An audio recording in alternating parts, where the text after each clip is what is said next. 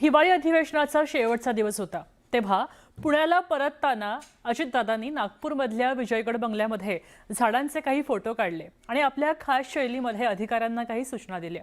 मी पुन्हा येणार आहे, इथली झाडं आणि वस्तू जशाच्या तशा असायला हव्यात। आज अजितदादा नाही आहेत, पण विजयगड बंगल्यातल्या प्रत्येक रोपटं, प्रत्येक झाड, इथली प्रत्येक वस्तू अजितदादांच्या वास्तव्याची साक्ष देते। विजयगड बंगल्याचे अधिकारी राजेंद्र बरई अजितदादांच्या आठवणी सांगताना भावुक झाले। पाहूया।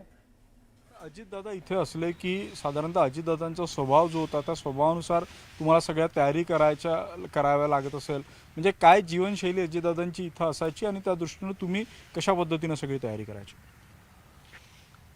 दादा येणार म्हटलं की आम्ही हाय अलर्टवर येऊन जायचो आणि त्यांची जी दादांची शिस्त होती ती इतकी होती, वक्तगीरपणा इतका चांगला होता त्यांचा की आम्हाला अलर्ट राहणं भाग राहायचं।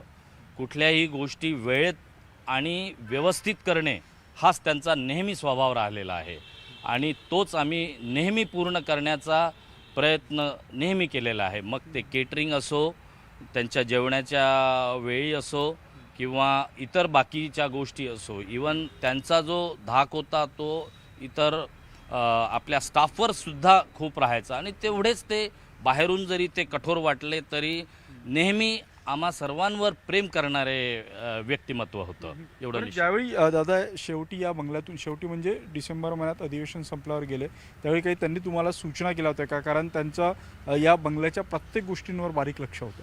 हो, मला आजही आठवते दादा ज्या वेळेला इथे राहायला आले अधिवेशन काळामध्ये, आता जे लेटेस्ट अधिवेशन झालं 12 डिसेंबरला दादा इथून सायंकाळी निघाले, त्यावेळेला दादांनी संपूर्ण स्टाफसोबत बोलावून सगळं फोटो सेशन घेतलं आणि पोलीस एक महिला वर्ग लांब उभ्या होत्या, त्यांची हिंमत होत नव्हती दादांना याची, त्यांची नजर गेली आणि त्यांनी लगेच या ठिकाणी त्यांना बोलावून त्यांनी अरे तुम्ही का बरं तिकडे या, फोटो घ्या म्हणून त्यांनी सांगून त्यांचं एक फोटो सेशन घेतलं। आणि ज्या वेळेला मी त्यांच्या बाजूला उभं झालो त्यावेळेला त्यांनी मला बोलले की हा बंगला आता एकदम व्यवस्थित झालेला आहे, मी स्वतः फोटोग्राफ्स घेतलेले आहे या बंगल्याच्या, सगळे वस्तू आणि बाहेरचा सगळा परिसर व्यवस्थित झालेला आहे आणि हा तसाच राहिला पाहिजे। मी परत येईल आणि परत आल्यानंतर मला